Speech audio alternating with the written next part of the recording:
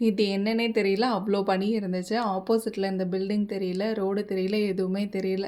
சரின்னு சொல்லிட்டு இதில கொஞ்ச நேரம் பார்த்துட்டு, அப்புறம் வந்து நான் வந்து சமைக்க ஆரம்பிச்சுட்டேன். இன்னைக்கு என் பையனுக்கு சுண்டல் தான் குடுத்து விடணும். அதனால நைட் வேர்க்கடலை ஊற வச்சிருந்தேன். அத ஃபர்ஸ்ட்டு விசில் விட்டு எடுத்து வச்சுக்கலாம் அப்படின்னு சொல்லிட்டு, அதுதான் ஃபர்ஸ்ட்டு ரெடி பண்ணிட்டுருந்தேன். அப்படியே சைடில டீ போட்டுட்டு, அப்புறம் இந்த பனி ரொம்ப சூப்பரா இருந்துச்சுங்க பார்க்கறதுக்கு. அதனால கொஞ்சம் நேரம் டீ போட்டு, அப்படியே குடிச்சிட்டு அப்படியே அங்கேருந்து பார்க்கலாம் அப்படின்னு சொல்லிட்டு, எனக்கும் என் ஹஸ்பண்டுக்கும் டீ போட்டு எடுத்துட்டேன்.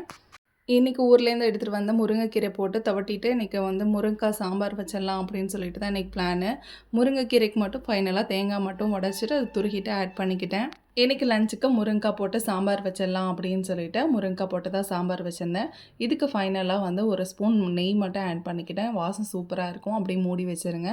அப்புறம் வந்து இன்னைக்கு காலையில பிரேக்ஃபாஸ்ட்டுக்கு முடக்கத்தான் தோசை மாவு தான் ரெடி பண்ணியிருந்தேன். மொத நாளே அரைச்சு போட்டு நல்லா புளிச்சிருந்துச்சு மாவு. காலையில வந்து தோசை ஊத்திக்கலாம் அப்படின்னு சொல்லிட்டு, தோசை ஊத்திட்டு இதுக்கு சைட் டிஷ்ஷா வந்து வெங்காயம் தக்காளி சட்னி தான் ரெடி பண்ணியிருந்தேன். ரொம்பவே சூப்பரான ஹெல்தியான பிரேக்ஃபாஸ்ட் ரெடி.